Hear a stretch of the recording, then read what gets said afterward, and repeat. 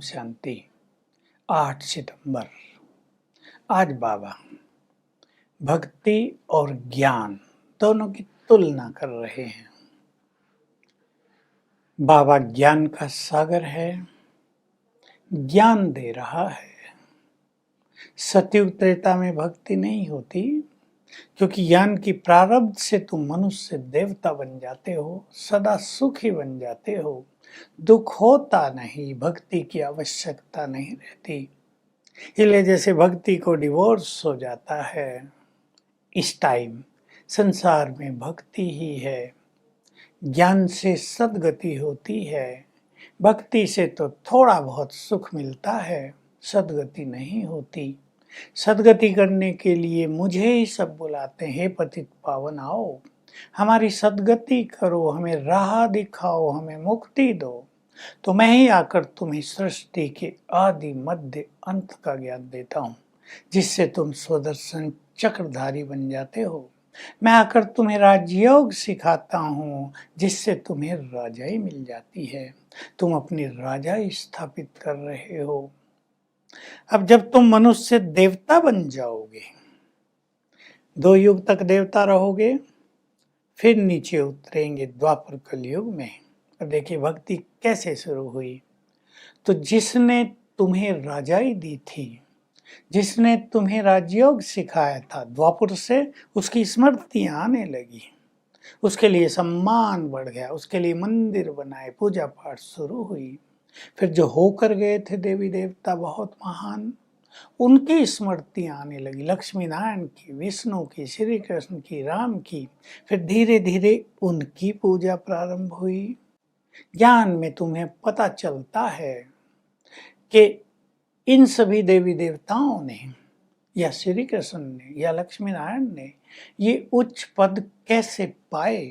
तो जरूर उससे पिछले जन्म में श्रेष्ठ पुरुषार्थ किया होगा, श्रेष्ठ कर्म किए होंगे, और पहला जन्म उससे होता ही है पुरुषोत्तम संगम योग।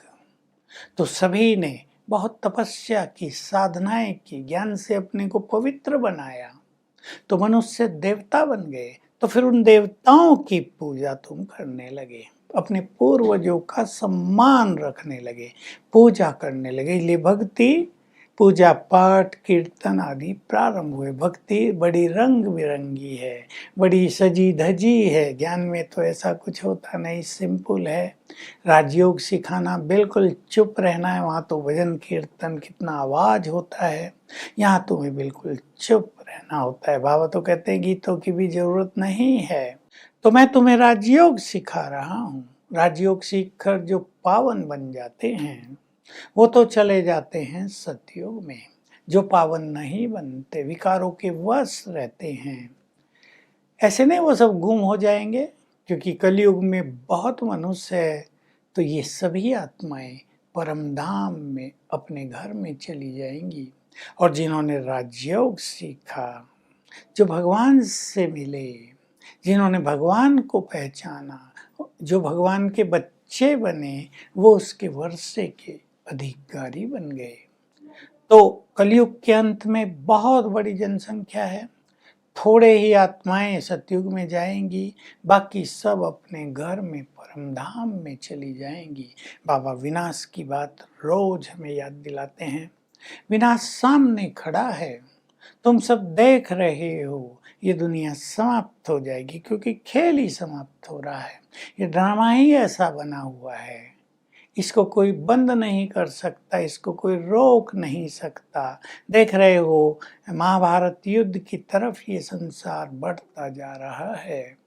तो बाबा नई दुनिया की स्थापना कर रहे हैं, भक्ति और ज्ञान। वहाँ भक्ति होती नहीं, संगम युग पर ज्ञान है, वहाँ ज्ञान भी नहीं होता है। तो तुम्हें श्रेष्ठ पुरुषार्थ करना है, श्रेष्ठ कर्म करने हैं, क्योंकि अंत में सभी को पता चलेगा कौन कितने नंबरों से पास होते हैं। लौकिक पढ़ाई में भी स्टूडेंट्स को एग्जाम होने पर पता चल जाता है, सबको पता चल जाता है किसकी कौन सी डिवीजन आई, कौन कितने नंबरों से पास हुए। पढ़ते हुए भी होशियार स्टूडेंट अपने नंबरों को समझ लेते हैं, अपने स्टेटस को जान लेते हैं। तुम भी गॉडली स्टूडेंट हो, राजाई पद पाने के लिए राजयोग सीख रहे हो। बाबा ये बात रोज याद दिलाते हैं। तुम्हारी ये पढ़ाई है, ये ज्ञान है। संसार में बहुत सारे सत्संग हैं, गुरु हैं, सिर 108 जगत गुरु हैं, कई अपने को भगवान भी कहते हैं, पर कोई ये नहीं कह सकता कि मैं तुम्हारा परम पिता हूँ, ज्ञान का सागर हूँ, मैं तुम्हें राजयोग सिखाकर घर परम धाम में ले जाऊंगा। देखो, बहुत सारे लोग गुरुओं के पास जाते हैं, लेकिन किसी गुरु को ये कहना नहीं आएगा, क्योंकि एक भगवान के सिवाय कोई भी ज्ञान का सागर नहीं है। सच तो यह है, भगवान भी और कोई नहीं है। किसी देहधारी को भगवान नहीं कहा जाता। गुरुओं में भावना होती है, कुछ चमत्कार दिखाते हैं, कुछ मनोइच्छित फल दे देते हैं, तो लोग उनको भगवान कहने लगते हैं। तो हम ज्ञान मार्ग पर हैं अभी। भक्ति मार्ग संसार में चल रहा है, उससे कोई पावन नहीं बनता। अल्पकाल का सुख मिलता है या छोटी मोटी इच्छाएं पूर्ण हो जाती हैं, लेकिन ज्ञान बहुत सरल है। हमें ज्ञान मार्ग पे चलते हुए इस पढ़ाई पर पूरा ध्यान देना है। पढ़ाई पे ध्यान देने का अर्थ ये नहीं कि हम सारा दिन पढ़ते रहेंगे, लेकिन जो कुछ बाबा कह रहे हैं उसको अपने जीवन में धारण करना है। बाबा आज कह रहे हैं तुम्हें अपने बड़ों का रिगार्ड रखना है। जो होशियार स्टूडेंट हैं, होशियार टीचर हैं, उनको सम्मान देना है और उनसे सब कुछ सीखते भी चलना है। तुम्हें जो तीव्र पुरुषार्थी हैं, जो श्रेष्ठ धारणा अपनाते हैं, उनको फॉलो करते चलना है। तो बाबा हमें ये सब गुड मैनर्स भी सिखाते हैं और पढ़ाई का नशा भी चढ़ाते हैं कि जितना पढ़ेंगे उतने तुम्हें ज़्यादा मार्क्स मिलेंगे। वरदान है, एक बाप की याद में रहकर एक रस मग्न अवस्था बनाने वाले साक्षी दृष्टा भाव। बाबा कह रहे जैसे कोई तुम ड्रामा देखते हो, फिल्म देखते हो, उसमें भिन्न भिन्न तरह के सीन आते हैं, कोई दुखों का, कोई सुखों का, कोई चिल्लाने का, कोई मरने का। साक्षी होकर देखते हैं। वैसे ही जो भी संसार में चलता है उसे साक्षी होकर देखना है। तुमसे भी कोई अच्छा व्यवहार करता है, कोई नहीं करता, कोई मित्रवत है, कोई नहीं है, उन सब के पाठ को भी साक्षी होकर देखना है। परंतु ये साक्षी स्थिति तब आएगी जब एक के प्यार में मगन रहेंगे। स्लोगन बहुत गुह्य है, दृढ़ निश्चय से अपने भाग्य को निश्चित कर दो तो सदा निश्चिंत रहेंगे। अर्थात हमें पता होगा ना, मेरा ये भाग्य है, श्योरिटी होगी, यही भाग्य प्राप्त होगा, तो कोई चिंता नहीं रहेगी।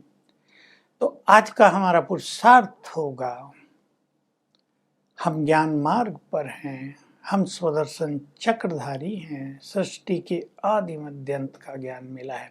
अपने देव स्वरूप को सामने लाएंगे, पूज्य स्वरूप को, अर्थात पांचों स्वरूपों का अभ्यास करेंगे, तो वही संस्कार हमारे अंदर धारण होते जाएंगे, वही क्वालिटीज हमारे अंदर आती जाएगी। तो कम से कम 5 बार सारे दिन में बहुत अच्छी तरह 5 स्वरूपों की ग्रेट फीलिंग करनी है। ओम शांति।